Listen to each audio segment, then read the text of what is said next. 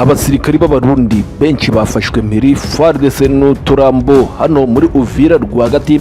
Biravugwa neza ko mu 23 gufata ibitwaro bisama ibisasu Fardc yazanye hano kugira ngo izabone ukuntu ikubitamo 23 ishingikirizo Fardc yarishingikirijeho 23 kabifata rugikubita abasirikari b'abarundi bari kwiruka kibura amaguru ndetse n'abawazarendo bakwimishwaro bitewe n'ibitero 23 yagabweho. Tugiye kugaruka kuri iki gitero simusiga cyatumye Uvira ibatombe, tunabagezaho amakuru yihutirwa kandi akomeye. Si ibyo gusa twarabivuze, muravuga ngo na yacu Uganda byeruye yinjiye mu ntambara na Kongo. General Mohozi ateguje kuzana ingabo ze mu mirwano ya 23 bahangana na Fardc. Narabivuze ndetse kandi n'ibinyamakuru bigiye bitandukanye cyane by'umwihariko nk'ikinyamakuru mpuzamahanga bita African Intelligence cyane bigarutseho ko mu by'ukuri Uganda igiye kwinjira cyangwa se yatanze support ku buryo bweruye igafasha 23 mu rwamba ihanganyemo na coalition. Byagaragaye ko hagaragaye amakamyo agera kuri 30 apakiye ibikoresho bigiye bitandukanye bya gisirikare, byose bikaba byari byoherejwe na leta ya Uganda by'umwihariko na General Kayinirugaba Muhozi abyohereje abanyibamo 23. Ibi kandi turabigarukaho neza tunasesengure maze tukugezaho amakuru anonosoye kandi aryoheye mu gihe kandi nanone 23 iri guhigisha uruhindu ikoresheje drone igahigisha uruhindu ingabo za Burundi mu birombe bya Rwayasha Bunda by'umwihariko ndetse mu Minembwe hose 23 ikaba yakomeje kwatera amatako ikoresheje amadorone. Abasirikare b'abarundi bari kwirukanka kibona mu maguru, biri kuvugwa ko bamwe na bamwe bashobora kuba bageze ku mupaka bakavimvira binjira mu gihugu cy'u Burundi, ariko 23 ikaba yatangaje ko n'ubundi mu by'ukuri ishobora kuzabasangayo. Turaza kwinjira neza muri operation zose 23 yakomeje kugenda ikorera mu bice bigiye bitandukanye by'umwihariko muri Uvira, hano muri Shabunda mu moya gaciro ya Rubaya, ndetse tuje mu bitero byahara muri Runingo, ndetse twinjira no muri Warikare mu Masisi. Aho ibitero tugiye kubivuyanga maze tukugezeho amakuru anonoseye kandi akomeye ku mutekano, politiki na nkuko bisanzwe. Uyu ni umuyoboro ucaho amakuru ari update yihutirwa kandi akomeye. Nimba ari ubwambere ugeze hano kuri uno muyoboro mugari, reba hasi gato cyane ahanditse subscribe maze ukoreho kugira ngo tujye dukomeza kubana mu makuru yacu ya buri munsi. Nimba kandi nawe ubusanzwe warakoze subscribe, ibuka gukanda like maze ubundi ushayiringe, ubundi dukomeze gatanu ku kandi. Na makuru twinjiyemo ku buryo burambuye. Leta y'Ubuganda by'umwihariko General Kayinirugaba yatanze umucyo ndetse anatanga umuburo cyangwa se warning ku gisirikare Fardc, anateguza ko mu by'ukuri agomba kwivanga mu ntambara ya 23 bitewe n'ibitero bigiye bikomakomeye cyane n'ubundi IPDF. Uyu mutwe wakomeza kugaba muri Repubulika ya Demokarasi ya Kongo. General Kayinirugaba Muhozi yanatangaje ko mu by'ukuri kuba ataratumwe mu biganiro bya Doha kandi n'ubundi nawe iki gihugu cya Uganda ari abaturanyi ba Repubulika ya Demokarasi ya Kongo. Ibi byose kandi akabishingira ko n'ubundi kuba ataratumwe mu buhuza bwaberewe i Washington DC hamwe leta y'u Rwanda ndetse na Repubulika ya Demokarasi ya Kongo, kandi akabishingira ko mu by'ukuri igisirikare cya Fardc ndetse na leta ya Kinshasa itigeze isaba ubufasha igihugu cya Uganda cyangwa se mu by'ukuri umusada wo kuba n'ubundi bagarura amahoro mu burasirazuba bwa Repubulika ya Demokarasi ya Kongo. Ibi byose akabishingira ko kuba afitanye umubano mwiza n'u Rwanda, igihugu cya Uganda cyaranwanye mu maraso n'igihugu cy'u Rwanda, bikavugwa ko mu by'ukuri ari icyo bashobora kuba baramuhoye, bityo akaba ari impamvu yavuze ko n'ubundi agomba kwivanga mu ntambara. Ndetse icyo gisirikare we bashinja, icyo gisirikare cya 23 bashinja ko gifashwa n'u Rwanda, we akaba yavuze ko agomba kugifasha ku buryo bweruye atanabyitayeho, bitewe n'uko mu by'ukuri atigeze yifashishwa cyangwa se yitabaza mu masezerano ari kubera Doha muri Qatar, kandi mu by'ukuri ari umuturanye. Kandi yagarutse ko ku gisirikare cy'u Burundi cyaranzwe gukora amabi ndetse no mu hano ku butaka bwa Kongo. Anasobanura ko mu by'ukuri ibi byose atigeze abyishima, akanavuga ko kuba yarasigajwe kandi ari umuturanyi atakwizera igisirikare cya Fardc bitewe n'uko nawe bashobora kuba ari ikintu bari kumutegurira. Yatangaje ko kandi nawe atagomba gutekereza ko ibitero bigomba kumugeraho, ahubwo agomba gufasha 23 amariko anari gusatira. Yavuze ko kandi agomba gutera ingabo za Fardc, kandi akanavuga ko mu by'ukuri n'ubundi intambara yari itangijwe n'ubundi ku bushotozi bwa Fardc n'ubundi ntahereze igira mu gihe batari baje gusaba imbabazi igihugu cy'Ubugande. Ibi kandi akaba yanakomeje agaragaza ko mu byo kuba yaranywanye n'u Rwanda ndetse hari no gutegurwa n'umukino wa gishuti ushobora kuzabera muri stade nshyashya yubatswe na leta y'u Rwanda nk'uko byagarutsweho n'uyu mugabo. Bikaba byavuzwe ko mu by'ukuri akaba yakomeje kugenda avuga ko atagombaga gusigara mu masezerano y'Doha bitewe n'uko n'ubundi u Rwanda rwarimo abarundi bafiteyo intumwa ndetse na Fardc ifiteyo intumwa, bityo kuba baramusigaje akavuga ko icyo Repubulika Iharanira Demokarasi ya Kongo iri kumugenera. Hagati aho kandi Uvira yamaze kuba tombe. M23 yirukanye mu gisirikare cy'abarundi by'umwihariko yifashishije drone za gisirikare ifata ibitwaro Fardc yari ikomeje kugenda irundamo ndetse ihagwana umuhenerezo n'inkondora, yerukana abasirikari benshi ba Fardc ndetse biravugwa ko abarundi bahashiriye. Byari bigamije guca intege coalition ndetse no gukomeza kugaragaza ko M23 nubwo igamije kuja mu biganiro by'amahoro itashobora kwirwanaho mu by'ukuri, nubwo bagendaga bari kwiyuburika ndetse bikagaragara ko no mu duce tugiye dutandukanye nka Warikare n'ubundi za Wazarendo zari zaratejeyo inkeke, ariko bakaba bari kugenda bahigishwa uruhindu n'ibitero bikaze cyane birimo n'amadorone. M23 ikaba yahinduye umuvuno. M23 yahinduye umuvuno izana aba special forces bamaze iminsi batozwa ndetse bongererwa n'ubumenyi. Muri iyi minsi bari barihaye agahenge, niba bari kugenda bakubita bavana mu nzira iki gisirikare cya Fardc by'umwihariko na coalition muri Warikare. Umuriro watse, bivugwa ko abawazarendo zirigamba gusubira inyuma. Iki ni ikirato ziri kubyina bitewe n'uko zari zashyizwe muri zeru. M23 yazigose, ariko mu by'ukuri no kubasha kuba zivanya ahantu zimwe ari intere izindi zikiri nzima, abandi bikoreye uturambo. Bavuga ko n'ubundi mu by'ukuri bameze nk'aho batsinze urugamba bitewe n'uko M23 yari yabasize muri zeru, yabashize muri zeru neza neza, aho M23 yatekereje ko igiye kurasa umwe kuri umwe, ariko benshi bakiga umutwe wo kumanika amaboko, ariko bikarangira bamwe na bamwe bafashwe, abandi bagaca mu myanya y'intoki. Imasisi na Warikare hakomeje mu mwotsi. Ibi bitero bya Wazarendo kandi biri gukomeza byibasira uduce tugiye dutandukanye turimo Runingo, Ruki ndetse na Ruvunge, bitewe nuko igisirikare cya Fardc by'umwihariko n'abasirikare b'abanye FDLR mu gutsindwa kwabo kugiye gutandukanye bavanwa mu duce tumwe na tumwe, bagenda hagaragara ko bamwe bahita bahinduka abasivile, abandi bakagenda bakamarika imbunda ku rusenge, bakarangiza bakitwikira ibitero, bakagaba ibitero mu duce tugiye dutandukanye by'umwihariko bakateza umutekano muke ndetse bakanatega n'amabombe mu bicuku bya nijoro, mu gitondo bwaca bakongera bakaba abaturage. Umuriro watse Warikare, abacancuro bari kwirukanka amasigamana, ni nyuma yaho bari bazanye imbunda, ariko n'ubundi bagakoresha ibitero byo ku butaka bitewe n'uko bari barasuzuguye igisirikare cya Fardc, bavuga ko abasirikari b'aba Fardc batazi kurwana ndetse n'abawazarendo, ahubwo mu by'ukuri bo bagiye kwizanira ibitero byabo. M23 izi kurwanira ku butaka cyane, ni mu bitero bisha ndetse no guhindura undi muvuno nibwo itangiye kugaragaza amadorone, ariko ubusanzwe yakoreshaga ibitero byo ku butaka bisira Fardc ndetse bikanayirukana mu buryo bukomeye. Uduce twagiye turafatwa, utwinshi twakoreshwaga ibitero bisanzwe, harimo n'imodoka za gisirikare za burende ndetse n'ibikoresho bidasanzwe bigiye bitandukanye, ariko hatarimo n'indege za gisirikare. Iyi Kongo nini ndetse biteye n'agatangaza bitewe n'uko n'ubundi ntago M23 yakangwa n'ubundi n'abagoma nzito n'abandi ngo nuko bavuze, bitewe n'uko buri gasuzi kose kari hano muri Repubulika ya Demokarasi ya Kongo ntago babona uburyo bagashiraho umusirikare.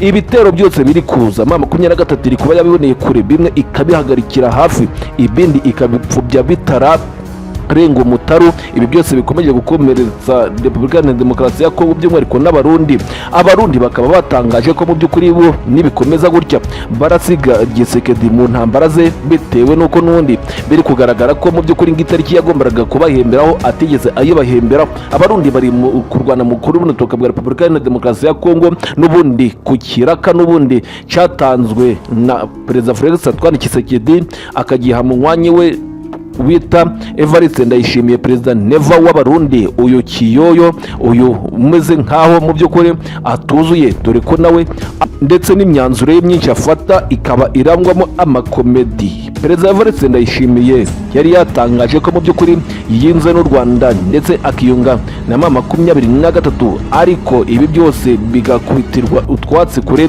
kuko RDF yari yafashije igisirikare cya M23 ndetse n'igisirikare cy'abarundi FDNB guhererekanya imfungwa zari zafatiwe mu duce tugiye dutandukanye, by'umwihariko harimo n'izafatiwe muri Runingo, Rugi, izafatiwe muri Warikare, by'umwihariko no muri Kavimvira, aho hakaba haragendaga hafatwa ingabo zigiye zitandukanye z'u Burundi. M23 mu gikoresho gihambaye cyane cy'ikoranabuhanga ndetse no kubasha kumenya umwirondoro wa buri umwe, bikaba byaratumye M23 ibasha kuba yavangura inyeshamba za FDLR ndetse n'abasirikari b'abarundi, ubundi yarangiza mu by'ukuri igafata abasirikari ikabahererekanya ndetse n'imfungwa zimwe zari zarafashwe za M23, ariko izo mfungwa zarafatiwe mu bo bitaga abaturage b'abasivili, ariko baziza ko nabo bari kwiyunga kuri twirwaneho y'abanyamurenge. Umuriro watsi, operasiyo z'intare zikomeje kugenda zikora gasha hano muri Uvira, by'umwihariko bakirukana koalisiyo ndetse bagategamo n'izindi mitego. Bivugwa ko operasiyo yakozwe mu gitondo cyo kuri uyu munsi yahitanye abatari bakeya ndetse n'abasirikare b'abarundi bakaba bari kwirukanka amasigamana. Ni nyuma yaho abacancuro bazanwe nabo bamwariye hano muri Uvira rwagati, abandi bagafatwa amatekwa. Biravugwa ko Uvira yabaye tombe iki gitondo bidasubirwaho, Uvira ko yabaye tombe. Ubu tuvugana kandi imirwano ntabwo tuzi iherezo ryayo, birigogara mu by'ukuri hacumvikana amasasu ndetse n'imbunda ziremereye hano muri Uvira rwagati, bitewe n'uko M23 umugambi ifite n'ubwo gukubita koalisiyo ikabirukana ikabageza kure. Byavuzwe ko uhereye hano ku mupaka wa Kavimvira, by'umwihariko hano umujyi rwagati wa Uvira, aho hakubiswe hagasenwa defense militaire y'igisirikare cya Fardc ndetse n'icy'abarundi. Ahangaha bikaba byavuze ko uhereye kuri iyo defense bagomba kwirukana abarundi byibura na koalisiyo byibura mu birometero 35 kugira ngo M23 ndetse n'abaturage bo muri Uvira babe bafite umutekano. M23 kandi yateretse ibitwaro bikomeye cyane muri Uvira, biri kugenda bimira ibisasu ndetse bikamira na drone zigiye zitandukanye ziri guhagurutswa n'abacancuro b'Abanyakolombia, by'umwihariko banze gutaha ngo bakomba gukomeza kurya kwibuye ry'agaciro, ariko rirabajya nabo barabarijya nabo babajya kuko M23 intare za Sarambwe ziri ku muhigo. Mu gihe kandi nanone agashya ubu tuvugana intare M23 Uvira tombe, biravugwa neza ko uyu munsi intare za Sarambwe zashize ku gihurizo zihonda ingabo za koalisiyo zihondagura abarundi. Biravuga ko neza ko abarundi bari baje hano muri Uvira, by'umwihariko bamaze igihe kitari gito harimo n'abadede. Biravuga ko bataye intwaro bakirukanka ndetse M23 bikavuga neza ko yafatikanyije n'inzara, bitewe n'uko ibyo Repubulika Iharanira Demokarasi ya Kongo yasezeranyije harimo ibiryo, intwaro ndetse n'ibindi byose. M23 yamaze guca konekisiyo zose zihuza Uvira ndetse na Kinshasa. Aba basirikare bari mu Uvira bakaba n'uva gusenya bagahondagurwa bikomeye cyane. Kisekedi bongeye kumushyira ku gihurizo, baramuhondagura bikomeye ndetse na Uvira ibatombe. Tugiye kwinjira mu makuru agezeho maze tugwe update ndetse n'amakuru yihutirwa. N'amakuru yihutirwa ugomba kumenya kandi ugomba kumva hano ku muyoboro w'amakuru agezweho kandi yihutirwa. M23 ikomeje kugenda yandika amateka mu burasirazuba bwa Repubulika Iharanira Demokarasi ya Kongo. Umutwe w'abashyitsi Special Forces by'umwihariko ushinzwe kurinda General Sultan Makenga nibo baje gukemura ikibazo cyari cyagaragaye muri Uvira rwagati. Imirwano yakomeje kuba imberenge, by'umwihariko hano muri Uvira rwagati amakamyo y'abahungu ba M23 ndetse n'ibikoresho karundura bipakiwe ku bwinshi byamaze kwerekezwa neza muri kano gace ka Uvira muri operation ndetse no kunitarariza ibitero bivugwa neza ko ari bya Fardc byatatse kuva ku munsi w'ejo, hashingiye ku makuru menshi kandi akomeye yongeye kubonwa na M23 ko ibitero bya rutura by'abasirikari bidasanzwe ndetse n'imitwe ya special forces bimaze iminsi birunga muri Uvira ndetse ikanazenguruka ibice byose biri muri utwo duce harimo na za Shabunda, byose bikomeje guteza indi butiyaje mu rugamba. Ibi byose bikaba byakuye umutima benshi bari kubona ko neza ko urugamba rugiye kuba injyana muntu mu buryo bukomeye, mu bukana buhambaye bwose bari kurusha abandi ndetse no ku rundi rwego muri ibi bice byose. Reka tuze tubisesengure neza maze tujye no mu makuru y'ibikomeje kuvugwa, maze turebe no mu rugamba rw'ana muntu rwakomeje kuba mu buryo bukomeye birihutirwa cyane. Perezida Paul Kagame ndetse na Perezida Tshisekedi bahuriye mu nama ya IAC yabaye hifashishijwe ikoranabuhanga hareberwa hamwe icyazana umutekano ku butaka bwa Kongo, ibyavugiwemo ndetse n'uburyo ki Kongo iri kwitwara muri iyo minsi. Byose turaza kubigarukaho nyuma y'uko bivuzwe neza ko Kongo kugeza ubu ishigikiye urugamba aho gushyigikira amahoro ndetse n'igihe imaze iminsi ishira imbaraga mu biganiro bimaze iminsi idoha ishira imbaraga n'ubundi mu bikorwa bya gisirikare byose byasunitse ko mu by'ukuri nta kintu na kimwe bashaka kugeraho usibye intambara. Ibyo byose turaza kubivuga. Hagati aho imbonerakure ziri muri Uvira ziri mu kaga gakomeye, intambara bishoyemo hano ku butaka bwa Kongo, barashinja leta yabo kuba itarigeze icyo bafasha ndetse n'ibyo bashejeranyijwe byose bakabibura. Ubu bakaba bari mu kaga gakomeye bashingira ku masezerano bari baragiranye na Repubulika ya Demokarasi ya Kongo.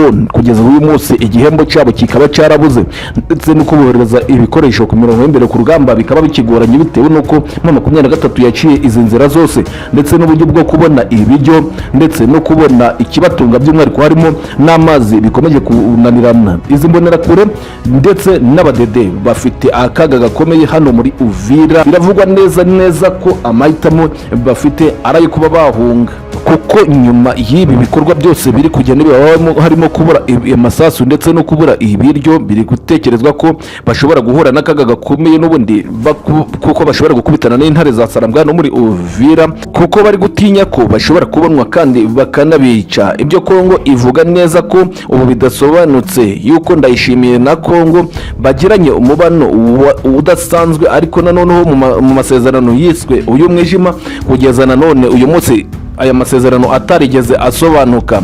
General Mohozi Kainerugaba ati intambara ya Kongo niramuka itangiye ndetse ikanakomeza twebwe tuzagira murari kandi rweruye. General Mohozi Kainerugaba kandi akomeza avuga ko no kuba n'ubundi ibiganiro byaduha batarabigizemo uruhare nabwo ni ikosa, kandi barongera bati n'u Rwanda turabavandimwe. Ati n'ikindi kandi no mu minsi iri imbere tuzahora mu mukino wa gishuti. Ibi byose biri guteza urujijo muri Repubulika ya Demokarasi ya Kongo, ariko byose reka tuza tubisesengura neza. Ariko none ku rundi ruhande Fardc igizwe n'ibihugu byinshi irimo gusaba itakamba, iri kuvuga ko ishaka kongera kugaruka kurwana mu burasirazuba bwa Repubulika ya Demokarasi ya Kongo, kuko yavuye ibintu bitarangiye bityo ko yifuza kuhagaruka ikagera igikorwa ikora. Ibyo byose iri kubivugwa mu gihe ibintu bikomeje kuzamba ndetse no kuba bibi, kandi intambara isa nkaho n'ubundi igiye kongera kwaduka kandi igatangira bundi busha. Ibi byose turaza kubivugaho maze ubundi tuguha amakuru y'ingenzi kandi akomeye nyuma y'uko batsinzwe barashaka kugaruka ku butaka bwa Kongo kwa Mariki. Ibyo byose turaza kubigarukaho. Nanone kandi turinjira mu rugamba rukumvikana wari kare nyuma y'uko ubutegetsi bwa Kinshasa buhinduriye intambara hejuru mu kirere. M23 ese yemeje gukora iki? Reka tuze tubivugiyeho muri aya makuru yose yihutirwa twamaze gukusanya tugiye kukubwira kanya muri operasiyo n'ibikorwa bya gisirikare ku mutekano, politiki na demokarasi. Ikaze mwese inshuti zacu z'akadasohoka, muze duhure kandi twongere tubane. Aha ni ku muyoboro mugari w'amakuru agezweho kandi yihutirwa. Nimba ari mushaka barwuga mbere ugeze hano kuri uno muyoboro, reba hasi gato cyane ahanditswe like ndetse na subscribe mumaze ukoreho, dukomeze tubane gatanu kandi muri operasiyo ndetse na update n'ibikorwa bya gisirikare bigezweho. Ikaze n'amakuru yihutirwa cyane kandi akomeye cyane. Twinjiye mu mujyi burambuye duhereye neza muri Sud Kivu by'umwihariko muri Warungu, aho abasirikari ba M23 ku munsi w'ejo binjiye muri Uvira, ko bivugwa neza ko amakamyo arenga 6 ya M23 yagaragaje muri Uvira by'umwihariko ngo yari yaciye mu duce twa Mwenga aho neza muri Warungu muri operasiyo n'ibikorwa bya gisirikare bidasanzwe no muri pozisiyo z'urugamba ku rwego rwo hejuru kugira ngo bacunge ubukana ndetse n'uburakari bw'igisirikare cya Fardc kimaze iminsi gifashe pozisiyo z'urugamba zihambaye nyuma y'uko zirusirikare ibihumbi 100 mu nkengero za Uvira ndetse no muri Uvira rwagati by'umwihariko aba special forces bari kuvanwa mu bice bitandukanye bagiye batorezwamo mu rwego rwo kwitegura urugamba rw'injyana muntu ndetse rwamaze no gutangira mu buryo bweruye ku butaka bwa Kongo. Amakuru menshi ava imbere ku rugamba yerekana neza ko gukora diploma nk'iyi bigamije kuneutraliza mu ibitero binini kandi bigari ubutegetsi bwa Kinshasa bwateguye igihe kirekire ariko noneho ushaka gushira mu bikorwa muri iyi minsi nyuma y'uko ku mpande zombi bakomeje gushinjanya kwatakana ndetse no kurebana y'ingwe mu bikorwa bitandukanye biri muri Sud Kivu. Amakuru dufite kandi yihutirwa ari kugenda ava neza muri operasiyo n'ibikorwa bya gisirikare hano muri Sud Kivu. Birumvikana neza ko nta bintu na bike Fardc itakoze kugira ngo igaragarizwe neza ko kugeza ubu gutangizwa iyi mirwano ari cyago kuri yo ko ndetse ifatwa ry'ibice bitandukanye bigomba gutangizwa nyuma y'uko abenshi bakomeje kugenda bagwa mu maboko ya M23 muri iyi minsi. Hari gutegurwa operasiyo n'ibikorwa bya gisirikare byinshi M23 irimo mu rwego rwo kugira ngo itazagurwa gitumwo n'ibikorwa byinshi bya gisirikare byateguwe n'ubutegetsi bwa Kinshasa yewe bukomeje kuba ikibazo gikomeye muri rugamba rw'injyana muntu ku buryo bukomeye ku butaka bwa Kongo. Muri Uvira hamaze kwataka ibyo byo nibizwe nyuma y'uko urugamba rusha rumaze gukorwa kandi rwaniteguwe kandi ruzwi neza ku mpande zombi ubu ngubu usibye gucungana ndetse no kurebana bucece urugamba rwo rwamaze kuba byanyabyo operasiyo n'ibikorwa bya gisirikare bikomeye buri ruhande rwose rwamaze kubyitegura ubwo n'ibikorwa bidasanzwe bigiye kongera koreka imbaga mu buryo bweruye M23 na koalisiyo bararebana y'ingwe nta gusubira inyuma urugamba rwo ruraza kubinjyana mu buryo bukomeye natwe tuhari kugira ngo dukomeze tuba amakuru. Hagati aho birihutirwa cyane Perezida Paul Kagame yamaze guhurira mu nama na Perezida Felix Antoine Tshisekedi Chilombo mu nama ya EAC. Iyi nama yarigamije kugira ngo higwe ku mutekano wa demokarasi ya Kongo. Inama itagaragayemo Perezida Evariste Ndayishimiye ndetse na Samia Suluhu Hassan wa Tanzania. Ni inama kandi bivuga ko yabereyemo ingingo nyinshi ariko by'umwihariko ab'ikibazo kireba bo bari bamaze kuhagera. Ubwo ndavuga Repubulika Iharanira Demokarasi ya Kongo. Bibaye nyuma y'ibiganiro bya Washington DC bigamije gushira ku ruhande ndetse no gushira umuco ku kibazo cya demokarasi ya Kongo kigamije kongera gutuma ibintu bijya ku murongo ndetse ntibikomeze gusubira irudubi. Amakuru dufite kugeza ubu atari ivumbi kandi yihutirwa bivugwa neza ko mu byavugiwemo hari gushakwamo umuti wo kugira ngo urugamba rutongera gutangizwa bundi busha nyuma y'uko ugushamiranya ndetse no gushinjanya kwatakana ku buryo bikomeje guca ibintu ku buryo bukomeye. Ibi tuvugana ku butaka bwa Kongo hakomeje gututumba urugamba rw'injyana muntu ku buryo nyuma y'amasezerano ya Washington ndetse n'amasezerano ya Doha agamije amahoro ariko ibi byose biracari imberenge mu buryo bukomeye mu kugerageza kumvikanisha ko Tshisekedi n'ubundi adateze kuzarekura byinshi mu bikorwa yatangije birimo by'urugamba. We ubwe avuga ko azarwana kugeza ku mpera yuko demokarasi ya Kongo yaba yabohowe mu gihe cyose ngo itarabohorwa atazashyira intwaro hasi ntizigera ngo igere n'agace na kamwe isiga cyangwa se isigira agace k'inyeshyamba ngo zaturutse mu mahanga. Nanone kandi ku rundi ruhande ibonera kuri muri Uvira ziratabaza ndetse zikanavuga ko mu by'ukuri hari ibikorwa byinshi bikomeye nyuma y'uko zisezeranyijwe igihembo ndetse bakagirana amasezerano na Repubulika Iharanira Demokarasi ya Kongo ndetse nazo zigahabwa ibikenewe byose kugira ngo zije kwataka M23. Ziratabaza zivuga ko mu by'ukuri zagambaniwe bitewe nuko zimwe muri zo zapfiriweyo izindi n'izihari zikaba ziri kugenda ziri kubura ibyo kurya, kubura amasasu ndetse no kuba zabura ubufasha bwose bwa support ndetse ntibahabwe ibyo basezeranyijwe na Repubulika Iharanira Demokarasi ya Kongo. Ibyo gutyo no kutitabwaho batabaje mu buryo mukomeye ndetse abenshi bisubirira mu Burundi nyuma yuko batangaje ko batorejwe mu mashamba igihe gitoya ubundi bakinjizwa mu mirwano baherekeje igisirikare cyabo FDNB baje kurwana na 23 mu masezerano y'umwishima hagati ya Gisekedi ndetse na perezida. Ibyo benshi bise ko ari amasezerano yo mu mwijima agamije koreka imbaga byakomeje guteza inkeke n'ibibazo bikomeye. Ibi bikara byaratumye ibintu biba bibi kugeza no kuri aka kanya. Biravugwa neza ko izi mbonera kure kugeza ubu ziri kwiyamirira ndetse zanasubiye mu Burundi. Abarundi bakaba bafite ubwo bakoze igiye kubateza umutekano muke ndetse ko zije mu bukene buhambaye no mu bugome bukomeye. K'ibyo byose biri gutuma Kisekedi ndetse na Ndayishimiye bateza ibindi byago bikomeye muri iyi minsi.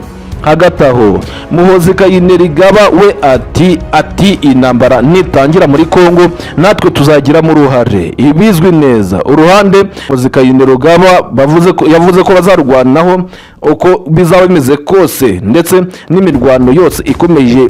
Urugamba rukaba rwakomeje gufata indi ntera mu buryo bukomeye. M23 iri gukomeza igenda ica ibintu mu burasirazuba bwa Repubulika Iharanira Demokarasi ya Kongo. Operasiyo n'ibikorwa bya gisirikare birakomeje kandi bikomeje guca ibintu mu buryo bwa nyabwo, ariko by'umwihariko n'abahingabo za Uganda by'umwihariko muri teritwari ya Rubero kuko bafite umujyi wa Butembo n'ibice byose no 23 imaze iminsi ishaka gucakira, ariko byitambitse n'ingabo za Uganda zibabwira ko zigomba gusubira inyuma, ariko by'umwihariko banafite Bujwigira santere. Ibi bikomeje guteza urujijo nimba koko Kainerugaba azarwana ku ruhande rwa M23 mu gihe ubutegetsi bwa Kinshasa bwari bugowe n'imitero urutura byari bimaze iminsi bitegurwa n'intare za Sarambwe.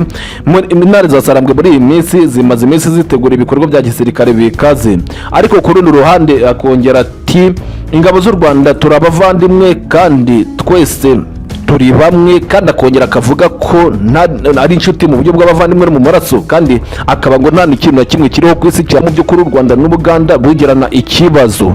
Ibi bivuze ko ngo bagiye kuzahurira mu mukino ugiye kuzaba wa gishuti uzabera hano Musanze rwagati.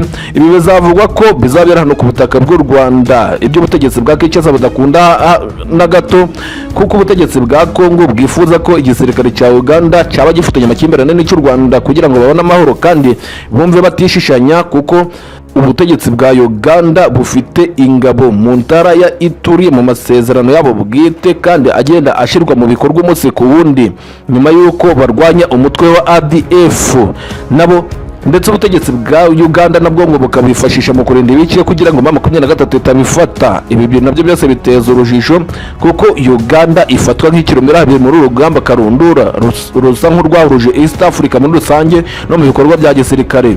Hagati aho Fardc yongera ngo ibone Fardc ku butaka bwa Kongo. Fardc yatsindiwe ku butaka bwa Kongo kuva mu mpera z'uku kwa mbere ubwo M23 yacekeraga umurwa mukuru wa Kivu y'Amajyaruguru Goma, ndetse bakiyemeza ko ngo batsinze kuko ngo basize haramaze kuboneka amahoro, ndetse n'ibindi byinshi byagiye bivugwa na Cyril Ramaphosa ndetse na General Gakwaya wari uyoboye ingabo za Afrika y'Epfo.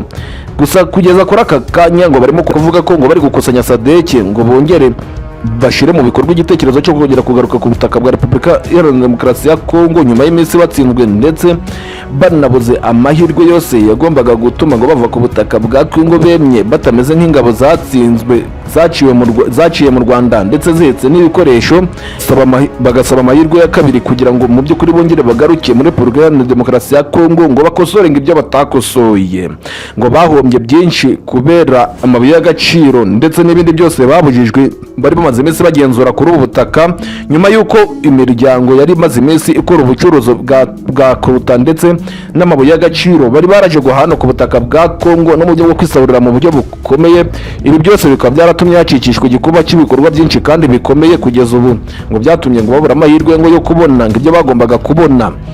Kugeza ubu kano kanya ibi byacikishije igikuba byo kubona ko Fardc ifite akayihahiho ko kongera kugaruka kurwana, atitaye ku biganiro byari byo byose bihuza Repubulika Iharanira Demokarasi ya Kongo ndetse n'uyu mutwe w'inyeshyamba wa M23 ukomeje kugenda ukora ibishoboka byose kugira ngo byibura noneho wenda wongere ugarura amahoro, ariko noneho ukaba wongeye kwenyegeza urugamba mu buryo bukomeye. Fardc ishaka kugaruka ku butaka bwa Kongo kandi yabyise ishami ndetse inavuga ko mu by'ukuri ibifata mu by'ukuri ko itigeze itsindwa kandi ngo ishaka kugaruka ku rugamba kandi ngo yihimure. Ibi bizakorwa vuba na bwangu, ibyo benshi bakomeje kwita kwiyahura ndetse no gukora ibikorwa bigamije kongera kubasebya burundu muri iyi minsi, nyuma y'uko batsinzwe ngo barongera gushaka kongera kugaruka gusubira ku butaka bwa Kongo.